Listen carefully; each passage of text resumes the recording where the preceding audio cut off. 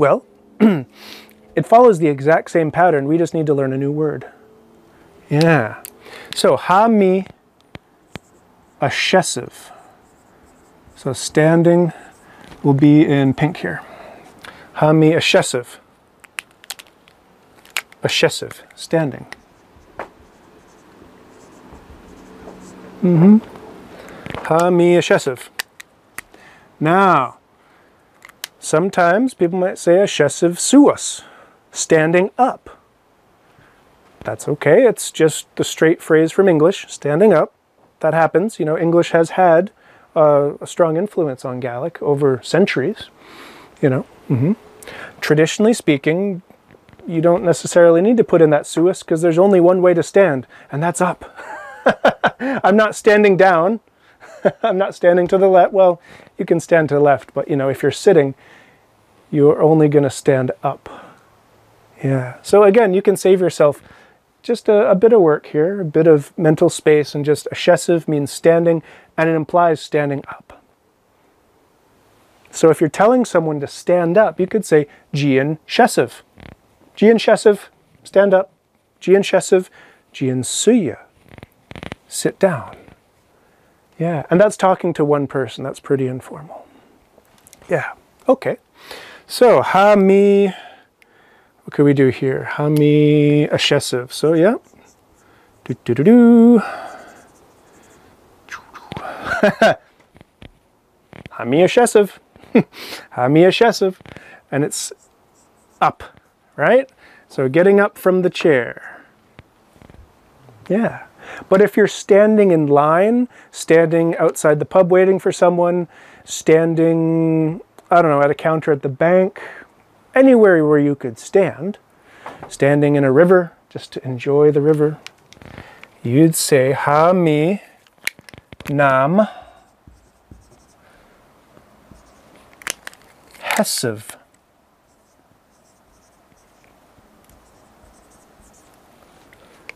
Ha-mi nam hesiv. And this means standing. I'm in my standing. I'm in my role as standing. I'm in my status as standing. I'm in my time of standing. You know, whatever makes sense to you. Main thing to remember is here, nam hesiv means you're standing. You're standing, right? You're not standing up from anything, you're just standing there.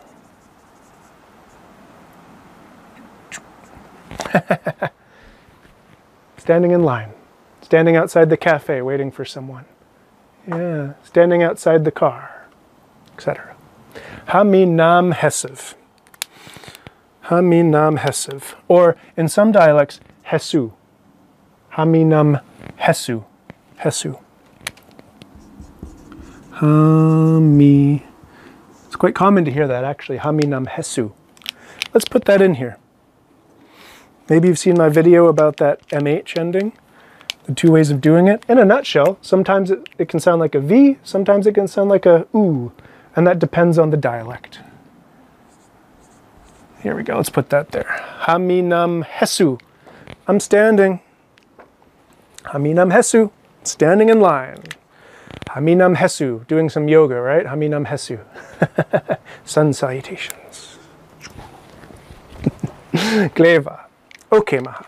So, let's come down to Mari. What about Mari? Mari is standing. Ha-mari na shesu. Ha-mari. Whoop. Ha-mari na shesu.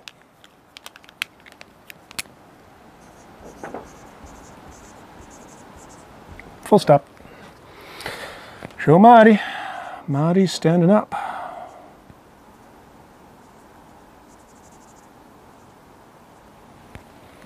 With their mohawk and her sunglasses.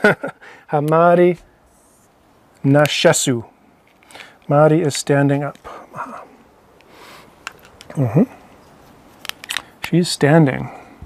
She's not standing up from a bench or a chair or anything like that. Ha-mari na shesu. Just like that. Okay. And what else do we have here? An kacht, han kacht. Na hesu. You guessed it. Na hesu. Or na hesiv, depending on the dialect.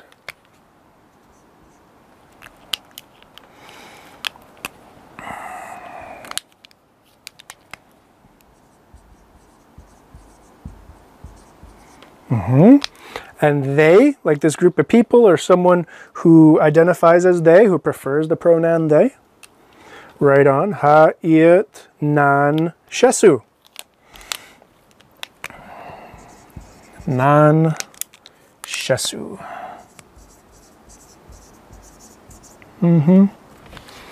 Just like that. They are standing. They're not standing up from a chair, they're just standing. They're in their standing. Nan shesu, in their standing. Nan suya, in their sitting. Na huya, in his sitting. Na hesu, in his standing. Han kat na hesu, ikendoris, at the door. Standing at the door, ready to go out. Ik andoris. Show andoris. Han kacht na hesu ikendoris. Oha. Oha. Ha iet nan shesu aunam banka. They're standing in a bank. Why not? Maybe in the queue, waiting for the machines. Hamari na shesu. Mari's just standing there. Hami nam hesu. I'm standing there too. Kleva. All right. Excellent. So, we've done this side. Let's fill in this side. So, hamari asuya. Mari is sitting down. Mari standing up. Hamari shesu. Shesiv or shesu. Yep. Han kacht shesu. I get the sense that this is becoming a bit more familiar to you, a bit more comfortable. So we don't have to fill in all the rest of the bits here. Ha'iet asuya, ha'iet shesu. Or a shesiv. Yep. Leva.